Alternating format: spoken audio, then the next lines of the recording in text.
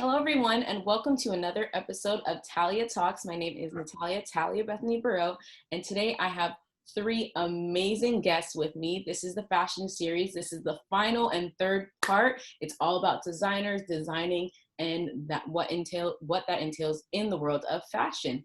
So I'm gonna go ahead and let you guys each introduce yourself. This is my first question. Introduce yourself and talk a little bit about how you got started. In no particular order, whoever wants to go first, go ahead. I'll start. I'm SybG. My brand name is SybG by Sybille Guichard, but my name is Sybille Guichard, obviously. I am a shoe designer. My brand is almost a year old. Next month will be the 1-year anniversary. I've always wanted to design shoes. Well, I've always wanted to be a designer in general. I just didn't know exactly which lane I would take.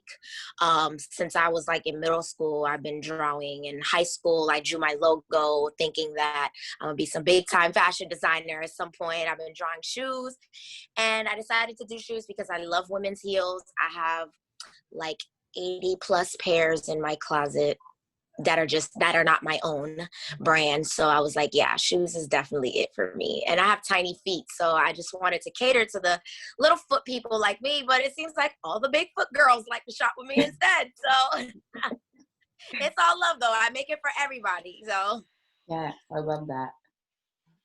Hi, my name is Kiara Marie Suero, and I'm the founder of KimasuShop. I'm basically a seamstress designer, and I like to make clothes from scratch. So I've just always loved random, pants, shirts, bags, hats. So I'm never really one thing. So I can kind of decided it's like a miscellaneous brand per se. So that's pretty much. My name is Nina Pilár. I'm the owner and designer of Nina Pilár 000. I'm a streetwear designer. I also have my own manufacturing company as well. I'm originally from Florida. I actually started the same way as you, Sybille G. I love sneakers, and so in middle school I started off drawing a lot of shoes, and it just kind of expanded my love for fashion from there. I actually was in the Navy, so I'm a veteran. So once I got out of the Navy, I decided to move to New York and build my career in the industry. So that's how I ended up where I am today. Thank you. Thank you for your service as well. Thank you. Where do you guys draw your inspiration from when working on your designs? Anyone can go. For me, it's definitely music. Hip hop is a big part of where I draw my inspiration from. It's always been something that I've kind of blended with my fashion. So from artists like Pharrell, Lil Wayne, Tyler the Creator, they definitely inspire just my personal style and the style of what I design as well. So. For me, I want to say a big part of where I draw my inspiration is like movies. Growing up, me and my family always went to the movies. We saw almost every new movie. I made sure I would watch every, I love comedy, horror, romance. So I would be in the middle of making something and I'll remember a movie. So then I'll like base it off of that. So recently I just did like a Romeo and Juliet kind of collection. I found a fabric that looked like a cathedral, shattered glass. And then, personal life. So you go through heartbreaks. So I kind of attached the two and made like a Romeo and Juliet collection. So a lot of the times it's like movies, music videos, and then the people that I surround myself with. So I try to breathe in all that inspiration. Yes. I don't think I draw inspiration from anything like in particular. It's kind of just whatever. I mean, obviously, like I try to stay with what's in trend, but I also try to give it just my own personal twist, because like I feel like the brand is my name, so it has to be a representation of something that I would like, my style, like what I want to see, you know what I mean, but still catering to the people at the same time. So obviously, yeah, so the trend, of course, but I just draw inspiration from what I like, you know, and how I feel, colors that I want to see. So I like bold and poppy colors. So, you know, my first shoe that I released was like a million different colors mismatched, because I draw and I paint. So every time like I paint things or like I wear things, I like anything that's asymmetrical. Like a sleeve is missing here, but there's a sleeve here or whatever. So like I made my first shoe a bold royal blue with neon pink and yellow straps, like one on each foot, because it's mismatched. But the clear PVC is a style that's been trending now. You know what I mean? Everybody's wearing the clear shoes. It's like either you love it or you don't. You know, so I gave them something like that's in the trend, but still like with a Sybille twist, because I just made people start to love the mismatched idea, you know, because it's like, wait, they're two different color straps. Is that how it goes? And they're like, I kind of like that. So yeah, it just draw inspiration from whatever I feel. Nice, nice. Definitely love all of the things that you guys have said. What is the most challenging part of being a designer? I think that trying to get your brand out there, the brand awareness is the most challenging part, because especially if like you're at, like, I think like price point a lot of times can be challenging as well, because you think as somebody who's just coming out, you're thinking like, well, who's gonna want to buy your stuff for what you think your prices are worth, you know what I mean? Because in their eyes, they're thinking, well, who is that? You're not so and so, you're not so and so, that's like already established, so who are you to come out with a shoe that's like $150? Nobody knows you, you know. So getting that brand awareness and sticking to like your worth, because you know what your quality is, you know what your product is, you know, and just getting the people to believe in you and see you is like the most challenging. So yeah.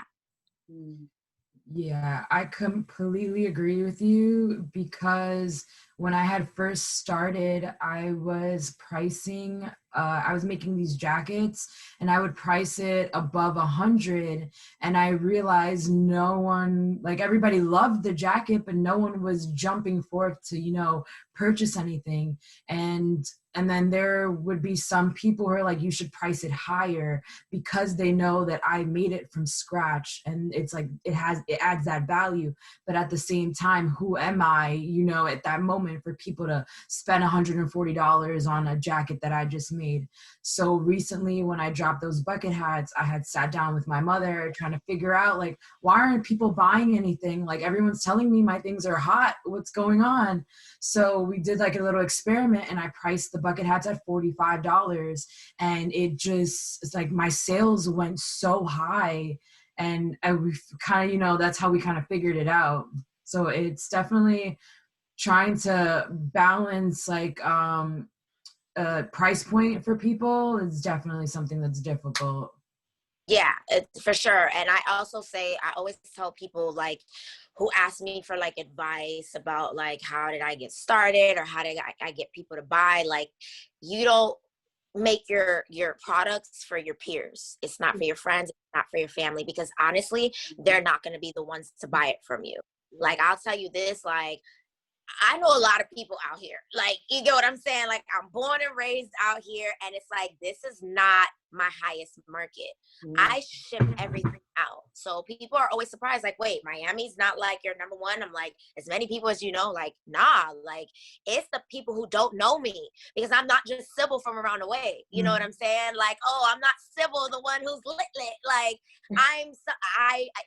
other people who don't know me see me as something different. You know what I mean? So they are the ones that I cater to the most. So yeah, like I don't really compromise my price points. I just try to reach the people who want to see fashion and who appreciate shoes. You know what I mean? For me, it's having a lot of ideas. That's one thing I struggle with, is I have so many ideas and I get really excited about them. And sometimes it can be hard because I know for myself, I want to see results right away. So I have to just learn how to balance that and when's the right time for certain ideas and what I can prioritize at that time. So for me, it's just really organizing my ideas and prioritizing, I guess, what would be more hot or trendy at that moment. So. Yeah, I think you guys have brought up some really important points, and I think that really leads into my follow-up question, which is being a designer, it involves you being a creative, you taking the ideas, the thoughts in your mind, right, and putting and bringing that to life.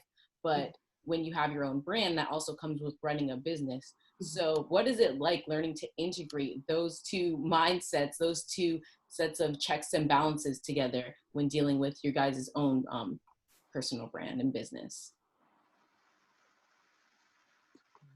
I mean, it's definitely a little difficult because I know for me, I really do want to focus on the more creative side. Um, so I mean, it all boils down to balance and being organized as well.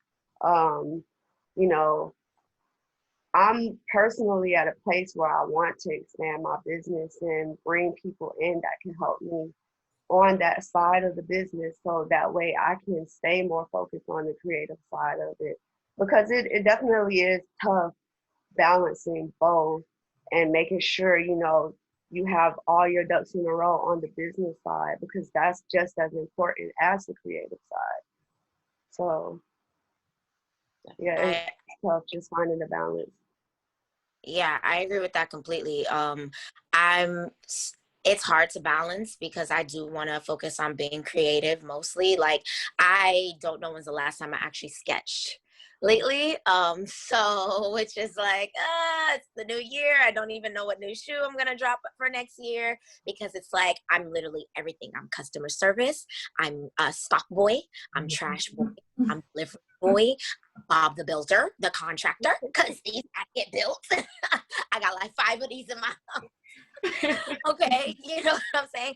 I'm web designer, I'm Instagram poster, I'm photographer, I'm model, I'm, you know what I'm saying? I'm editor. Like, it's a lot. Yeah. You know what I'm saying? And it's just so hard to balance when you're trying to, run a business and you got to be the promoter and you got to be the marketer, you got to be PR, you got to get on calls. Like, so I've gotten to a point where luckily recently I've been able to like get an assistant, but even with that, it's so hard to like fully delegate certain tasks that you Because it's feel not like you. yes. Yeah. So you got to leave those responsibilities and trust that they're going to do it like you would. And, and trying to not micromanage is like, like for me, so like slowly but surely I'm going to get there because I definitely need to focus on being creative and certain tasks that I don't have to take control of. I can delegate to somebody. I'm like learning to just trust and do so, Yeah, that's definitely something for the new year. I want to tap into more is the business because when I get creative and I have an idea, I literally don't care about anything else. And then you see the shipments come in and then orders come in. So it's like, now I have to focus on this and make sure everyone gets their orders. But I'm so focused on the next color, the next, idea, so it most definitely is something very difficult. And then to have an assistant is a little bit tougher, but they do take off a lot of the weight, Yeah. Definitely. It's definitely difficult being a creative and balancing all that. I feel like, like when you need help, it's okay to say that you need help. And when you're doing big things, like it's collaboration is never a bad thing. So I could totally see like y'all are gonna get a team, y'all are gonna do the thing. Cause being a one woman I'm sure is very difficult. Yeah.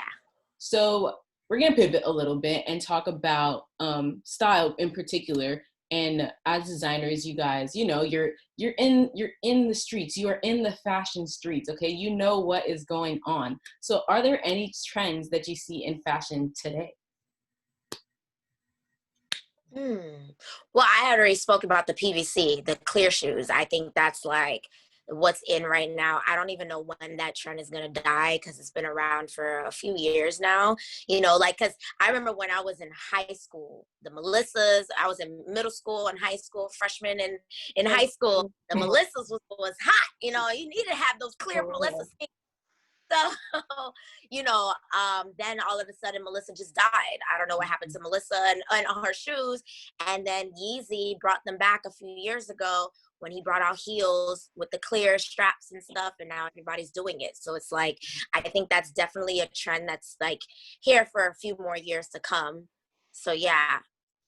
I feel like my take on that is, I don't think there's any real trends. Like, you set the trends. So whatever you're into and you feel like dropping, you can literally make that a trend. You can make people like, I didn't know I wanted that shoe. You know what I mean? You're making them see it and want it. You're putting it in front of their face in different ways that they didn't know that, you know, like you can advertise it and market it. It's so different that you can start a trend tomorrow.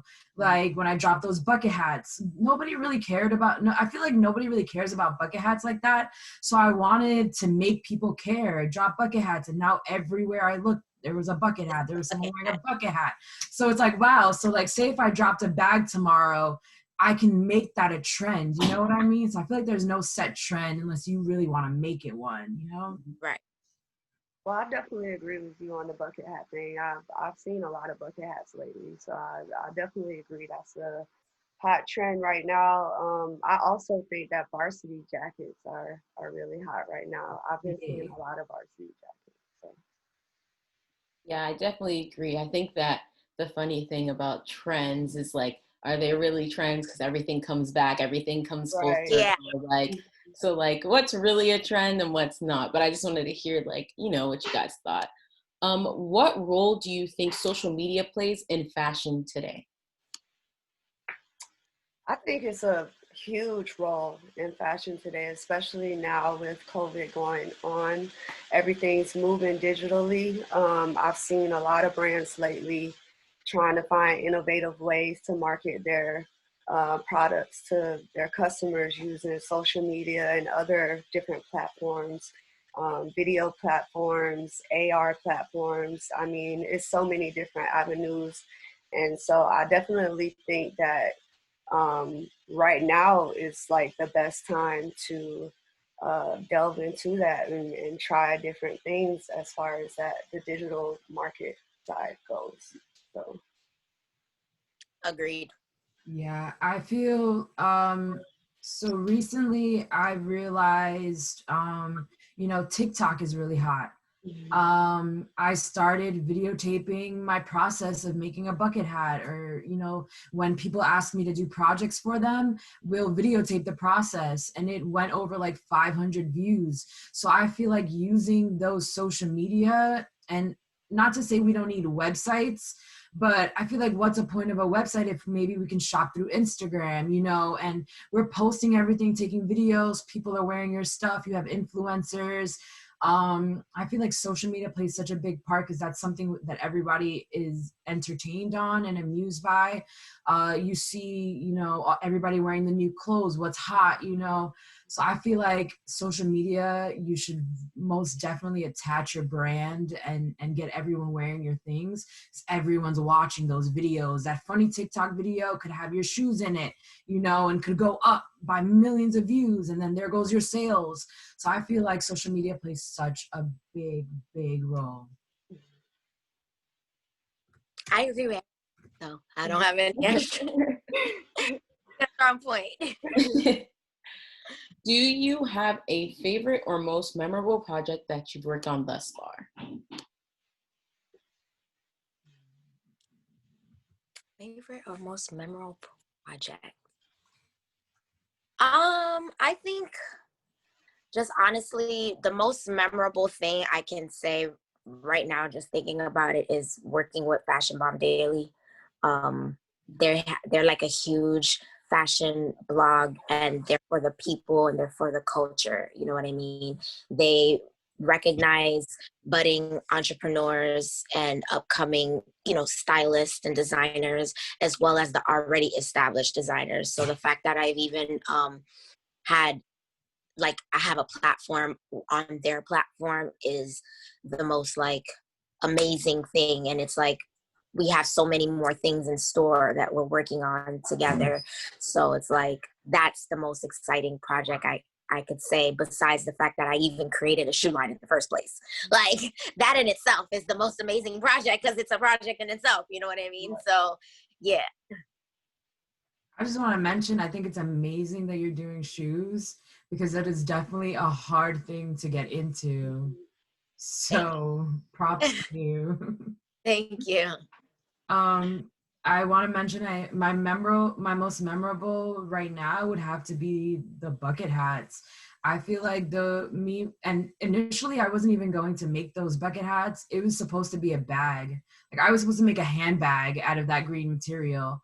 And halfway into making the bag, I didn't like it at all. And I was thinking, I've tried to make bucket hats out of fleece and no one liked them. I tried so many different ways of bucket hats and no one liked them. So I'm like, let me just try this one more time. Like, how would it look if I made a bucket hat?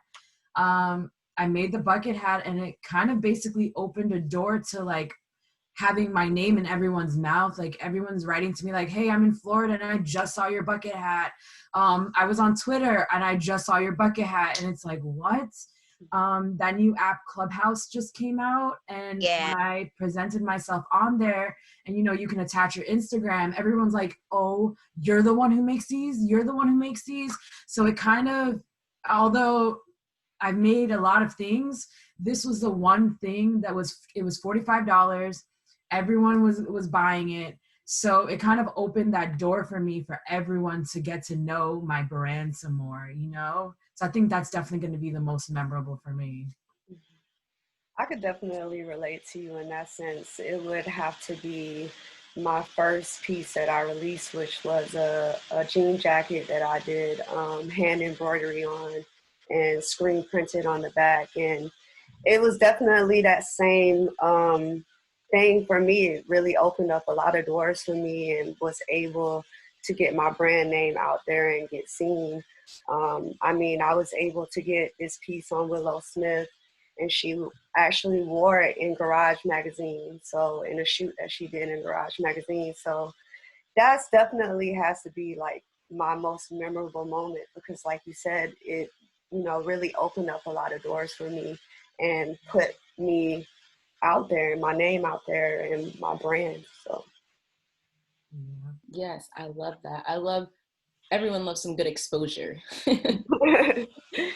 There is a lot of pressure when it comes to being a designer and coming out with your greatest collection. Like, every collection has to be better than the next. Any product has to be better than the next, because people are obviously looking at you. They have their eye on you. They're following you on Instagram, on social media. So how do you guys remain innovative and motivated to do the work that you do?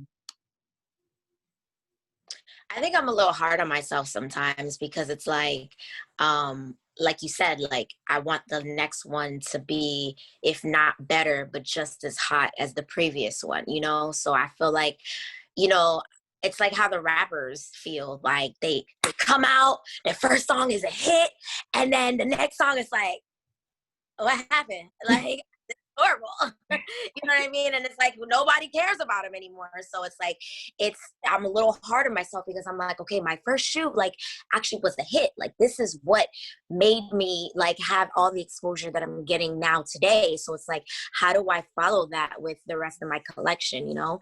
So I mean, like I said, it's hard to be a one-woman show and try to balance and still be creative. So it's like, that all plays a role into like, how often can I just create and design ideas in my sketchbook to decide, okay, this is the one. So like, sometimes it's like a random idea in the middle of the night, and I'll just like sketch it in my book real quick, just so I don't like forget when I'm half asleep, and then like get back to it when my head is clear and figure out, okay, maybe like this could be a potential shoe. Or I have things that I've literally like drew a million things after. I went back to an old drawing and I decided that would be like the next shoe that I release, you know? But I don't know. There is really no like specific way that I come up with the next shoe, you know. But trying to stay innovative is definitely hard because I don't want to be a one-hit wonder. I don't want to. I don't want to flop. Yeah. Know that. Okay. So I feel like, and I don't know if this could be maybe some advice, but what I tend to do is, because I feel like that's a lot of pressure you're putting on yourself, you know, and then you get stuck a lot of the times. Because I know when I do that to myself, I'll be stuck for like a month or two. And where you want to create, you don't want to spend a whole month, you know, rattling your brain on what's going to be the next hot thing. What are they going to buy? What are they going to love? So what I tend to do is I kind of test out the people. I'll draw it out, or I'll make it and I'll post it. Like, you know how I told you with the bucket hats, I didn't even know I wanted to make a bucket hat. So when I finished making the bag, I took just a simple video of me twirling the bucket hat. Like, I did not think it was going to get, it went over 20,000 views of me just moving it around in a video, just testing to see if people would like it. And, you know, next thing you know, people just loved it. So what I tend to do now is if I see it and I'm really motivated and I really like it, I will just test it. Like, I'll make it and just post it. From there, you decide and you see, you know, sometimes you'll get like a little bit of views, maybe one sale, and then, you know, move on, do the next one. That could get over, you know, 20 views and blah, blah, blah. Then you work on that, advertise it and market it. So I think it'd be best to just jump, make it, post it. People love it. Go. That's your next hit. If the next one, no, move on. You know what I mean? Don't put that pressure on yourself. I agree with that. For me, it's more about just incorporating the different things that I like into my brand. So for example, like I said earlier, I'm really into music. I'm also into technology too. So for me, it's just really about finding ways to blend all of those things into my brand. And, you know, just different ways to promote myself and market my brand through those avenues. So Nice. I like that. I definitely feel like music and all these different things, like there are different dynamics and different ways that you can like incorporate things, whether it be visual, you're listening, like there's so many different ways to do different things and have them mesh and blend. Like fashion isn't just fashion. It's not a monolith. Technology's in it. There's a lot that comes with it. So I definitely agree with everything that you guys are saying, especially about like the posting it and like supply and demand. Like you were talking about like getting more into business side, like that is business, supply and demand. Like, you know, like you like that's part of like that is the business side, right? You have to see if people want it. So I like that you mentioned that and you like brought that into the conversation. What advice would you guys give to someone who wants to be a designer? Just do it. Like, honestly, that's really all it is. It's like, you just got to do it. Like, there's nothing else to say. Just do it, because it's always going to be an issue with money. It's always going to be an issue with, are people going to like it or not? Are people going to buy it or not?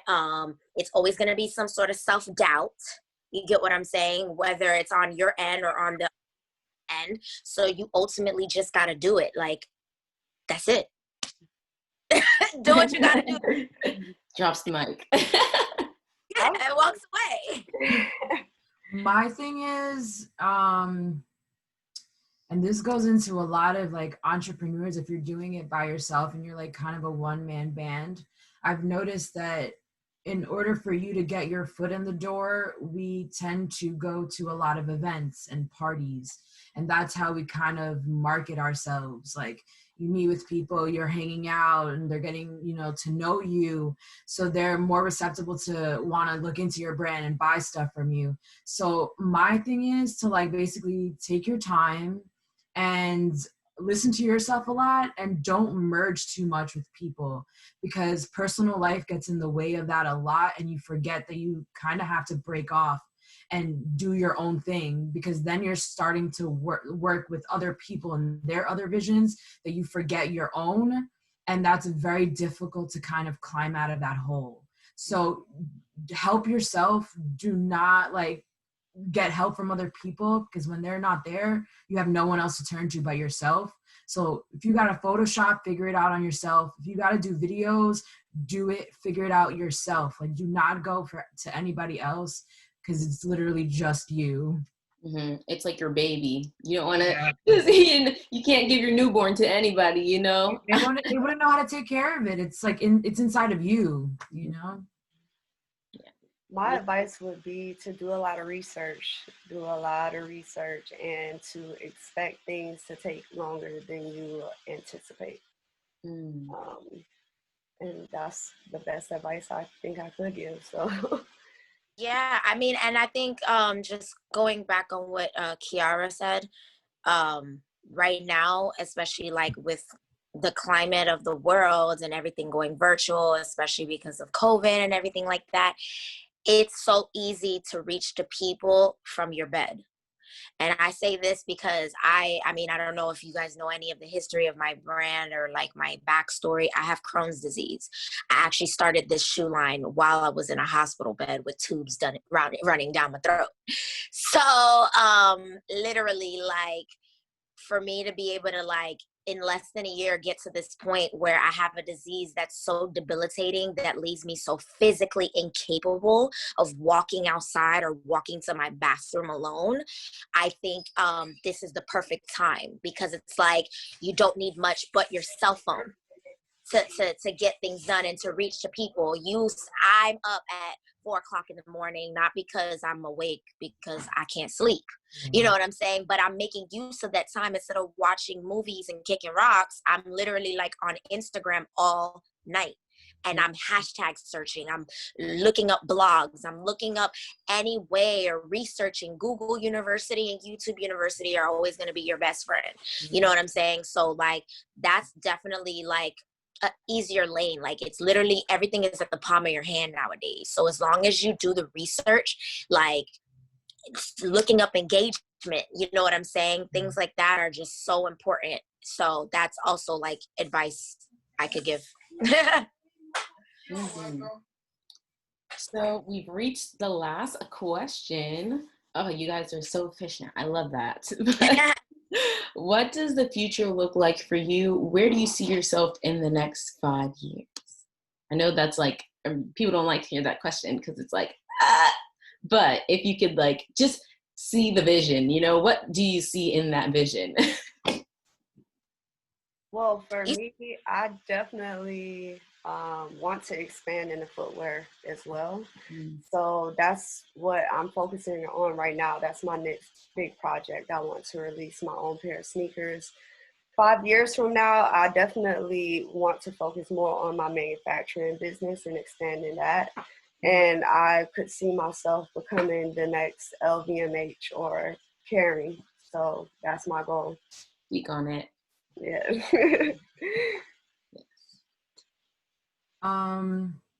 Wow. In the next 5 years, for myself, I want to have a team. Like, I feel like I'm always doing things by myself, and I do, you know, what is that saying? If you keep doing things over the same way over and over, it's like insanity. So I want to do something completely different, and I want to build people who are interested in sewing. I would love to have a team of seamstresses who can help me with these ideas, because I eventually want to get into, I started a project for KimasuShop for kids, which means like to come shop for kids. So I want to do a kids page. I want to see if I can have help with someone who can run that page and, you know, sew on their own and like I can teach them my advertising and marketing skills, the way I take photos and post things. Like, I want them to do that. So in the next 5 years, I just have a bunch of little companies that I want to do, like home decor, kids. I want to venture out into shoes, you know. So I want to be able to have more than one of me's running those companies, you know, while I focus on the main one, you know. So that's where I see myself in 5 years, like having a lot more help that I can depend on. Nice. In 5 years, I expect to be just in Macy's, in Nordstrom, in all the department stores. Have my own little showroom, warehouse, employees, all of the above, just kind of like global, on a global aspect, you know what I mean? Not just like here in the States. I want to be SybG everywhere. Yes, I definitely love that for you. And I definitely love that you guys have all been here with me on this episode. I feel like I have some legends in the making, okay? These names in the street, like just the energy, like I'm taking it all in. I feel like it's been a rough year. It's been a rough year. So to be able to hear you guys' perspective and just get this collective energy is giving me just what I need to end the year right. So with that being said, I want to say thank you so much for joining me on this panel. If you guys want to give any last words, feel free. I leave this time for questions, but I don't know if YouTube doesn't like always work right, but I haven't been getting any questions lately, but if you guys just want to give your last words while we wait for any questions, if there are any. I mean, I just want to say thank you to you. Thank you for Yeah. reaching out, and thank you for creating this platform, and good luck to you as well. Yeah, same. Thank you for literally, we met on Clubhouse. You reached out to me, and I don't really do this often. I get kind of nervous. But I said yes, you know, and here we are, and I really truly enjoy this. Like, thank you for having this platform for us to speak on our brands, you know? Yeah, Anytime. same. I just want to tell you thank you as well for allowing me to be up here with fellow designers that are also amazing as well, and being able to share some of our journey and hopefully inspire some other designers as well. Yes, definitely. Yay! All right, well, that is a wrap. I'm gonna let you guys go. Thank you so much for joining me, and enjoy the rest of your week, and Happy New Year. Thank you. Happy New Year.